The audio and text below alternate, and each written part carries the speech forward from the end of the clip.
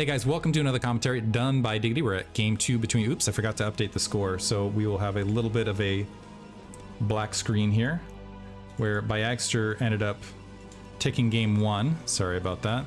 Whenever I click away, it does the black screen thing. White, bottom left-hand corner.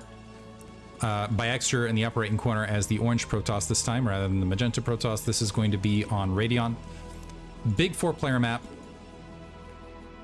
So it's going to be a macro fest. I gotta say, between these two, I think I favor White's macro slightly from vague memory, but I feel like Bayagster is more than capable. I don't think Bayagster is that far behind as far as his overall macro play.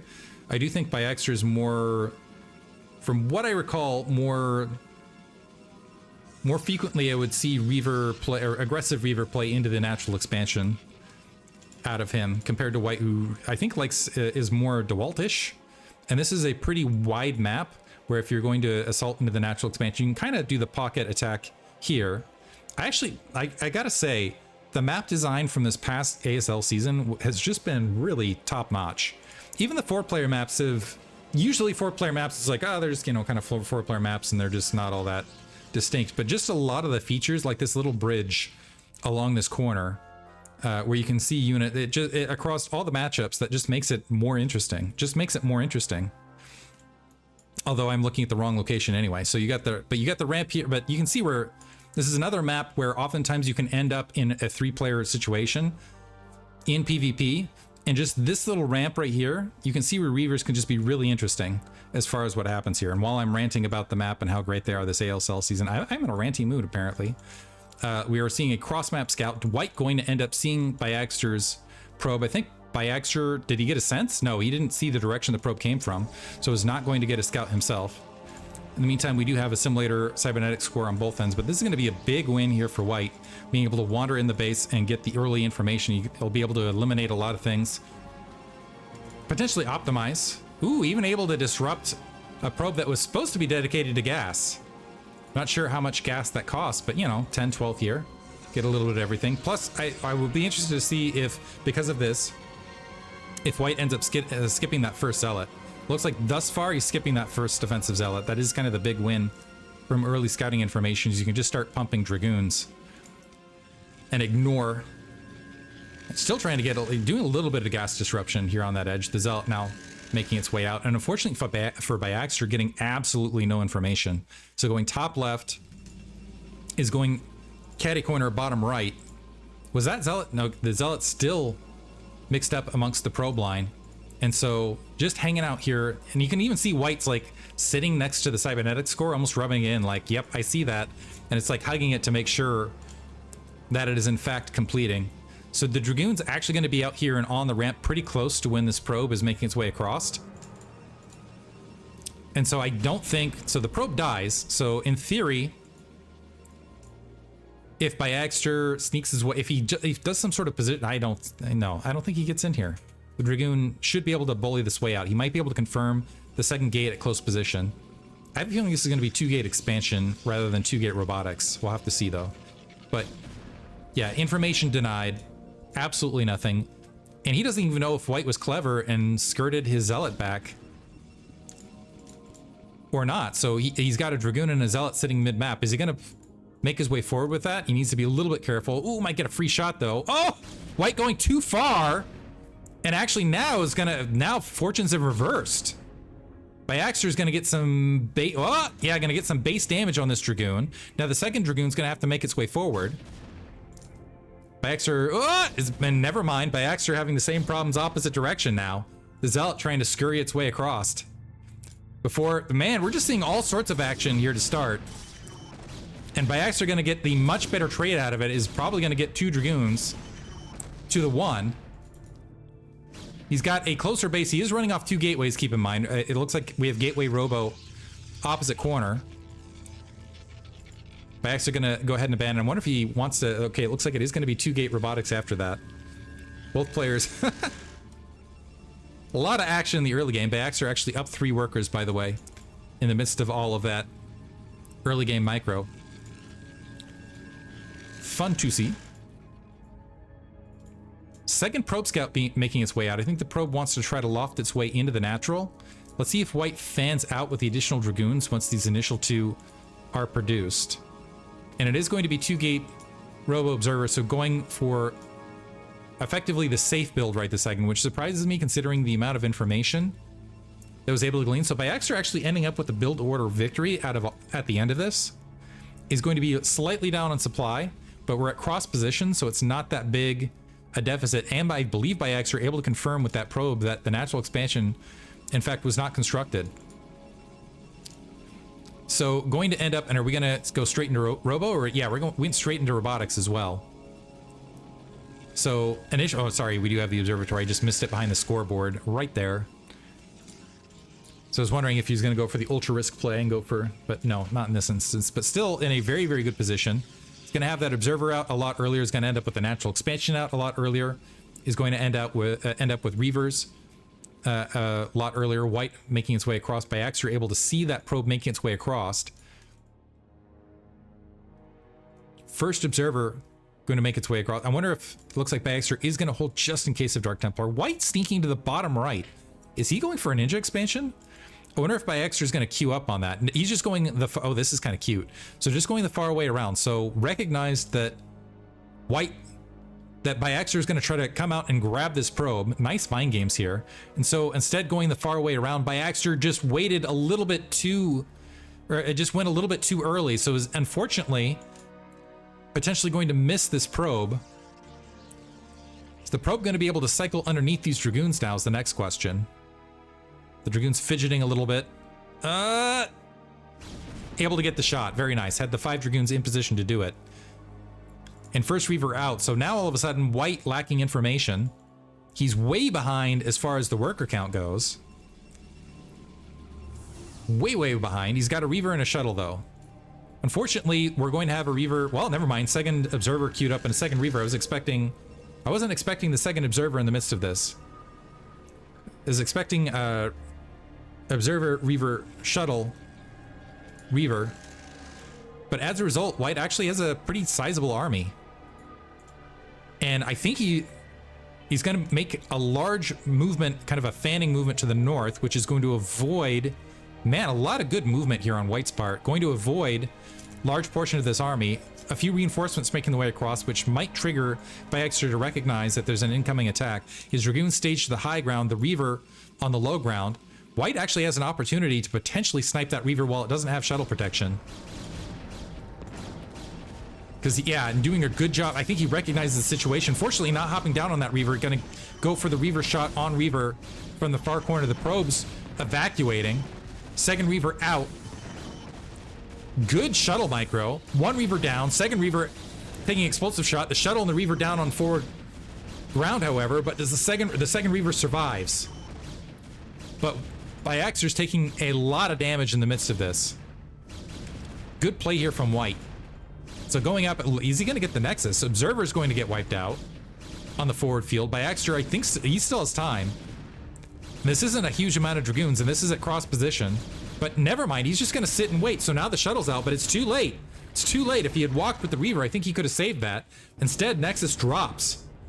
Bayagster still has a worker lead, however, in the midst of this, but has got to feel a little bit empty, and now White's got a natural expansion up on him.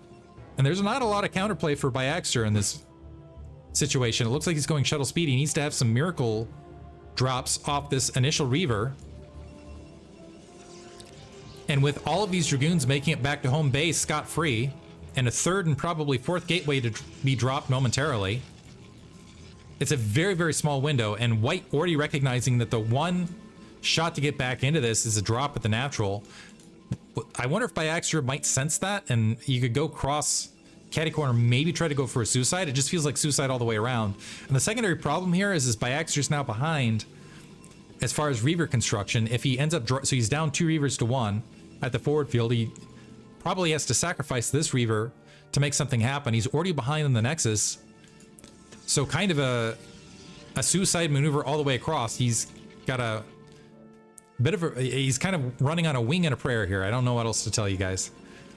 Observer sees all the Dragoons in position. Shuttle speed will be finished momentarily. He could sneak around and go for some pot shots in the front and just try to micro his way slowly back into this. White just now taking the worker lead, but that's going to be compounded by the fact he's got 2 bases up compared to the 1. Observer also nearly getting picked off on that edge. Observer, I think it saw the edge of that shuttle. Workers now moving their way forward. So White up 5 workers. This base just coming online. 3 gateways versus 4, and the supply lead for White. It's actually not looking as bad as I thought it was going to, actually, now that things have settled, because shuttle speed advantage for Bayagster, unless he canceled it last second, which I don't think he did. Yeah, that looks like a fast shuttle, so he's going to have the fast shuttle lead. But he's just down a lot of troops is what it comes down to. I will say that gets negated quite a lot by the fact that it's cross position.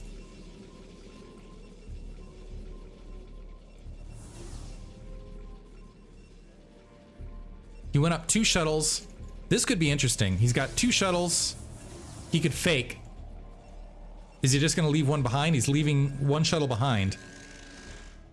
So wondering if he's going to go for a fake and like move a shuttle up here to the north and then use the 2nd shuttle at a forward position. But one thing Bayagster recognizing he's got to needs to shake things up a little bit. Observer gets attacked along that edge. It looks like he's going to draw back. White actually fanning out onto the field. Making his way to +1 weapons, by the way. Has not invested in shuttle speed critically. Observer making its way across. It gets picked off on the lower field. Not a lot of information for either player. And White with some nice anticipation of Bayagster's army. Good spread here. But Bayagster going to go all the way around. I think he's just going to check the 3 o'clock base to make sure a base wasn't picked up. I would be surprised if he goes for an attack along this back edge. The Reavers could make their way into the main from here. Scarab damage also upgrading, by the way.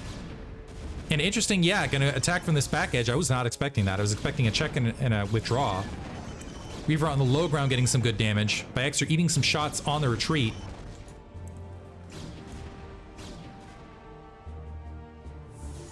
Actually, does that shuttle? No, that's still slow shuttle, right? Yeah, that's shuttle speed. In the midst of this, we do have 2 more Reavers in the shuttles and a 3rd one queued up. White making his way out on the map. After that last exchange, I think he's going to feel comfortable grabbing a 3rd. He's up 20 supply right this second. Doesn't know his precise position. A little bit risky, I'm going to have to say, though, because here he's... Okay, never mind. He's dropped some cannons in the midst of this, and he has his own Reaver out on the field. Looks like he's staging up. Yeah, and already adding on a huge amount of gateways. So adding a lot of gateways ahead of grabbing his 3rd base. And just going to sit in a defensive arc in the meantime. Double shuttle making its way across. This could be very, very effective for Bayagster, especially because White's army out of position right this second.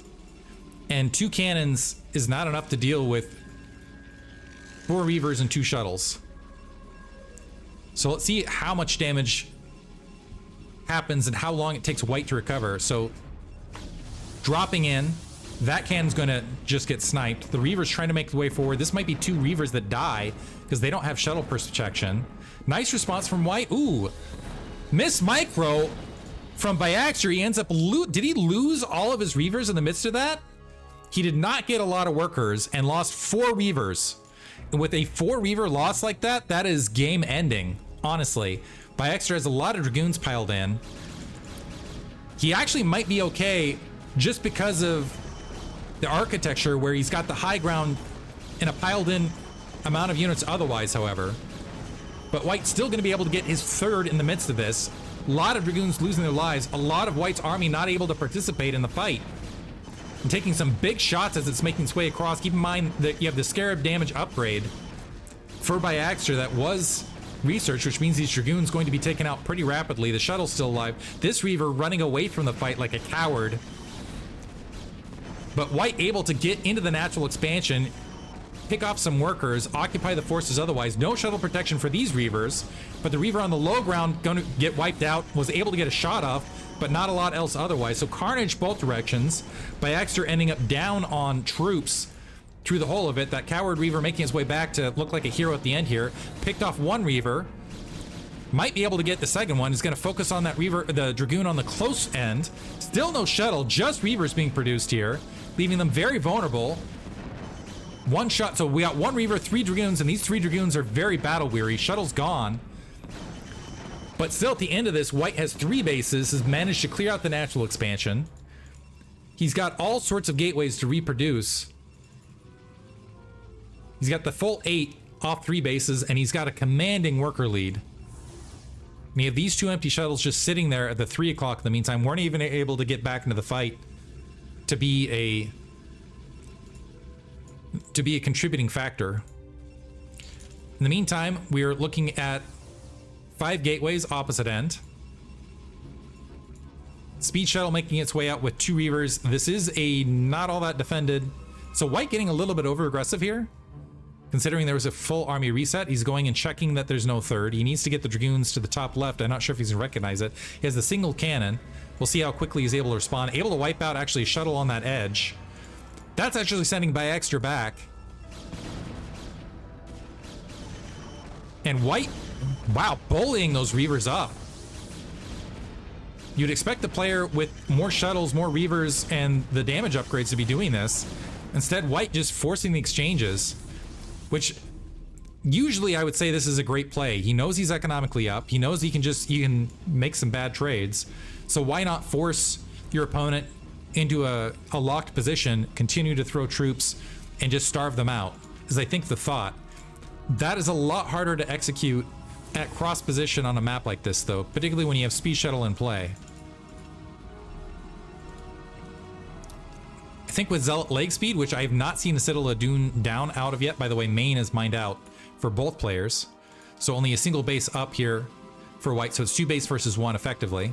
Some additional cannons getting dropped from White. That's going to give him that extra layer of protection. Bayagster wandering out to the 3rd to go ahead and grab that at the 2 o'clock location. I think he's just hoping that doesn't get scouted right this second, because I don't think he can defend it. Although he does have 3 Reavers piled in. 3 Reavers versus 2 that are heavily damaged. Are these Reavers fresh? Looks like there's some battle damage on them as well. Open field fight. The shuttle's leading. And they're gonna, one of them, I was about to say one of them gets wiped out, but it looks like both of them survived. The Reaver's getting dropped to the north. Another Reaver getting picked off by Bayagster. And White starting to careen to the right. This is also +1 weapons versus no weapons upgrade. Another Reaver getting picked off. Once the Reavers are out of this fight, that's gonna be it. Yeah, Bayagster recognizing he couldn't protect him, so that's gonna be GG. White with some solid games, going up 2-0.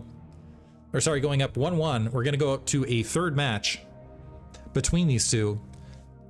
Actually, the highlight series, I left this one for last as far as this grouping, because I'm like, this is gonna be a good one, and I'm excited about it. Hope you guys enjoyed it. Thanks for listening.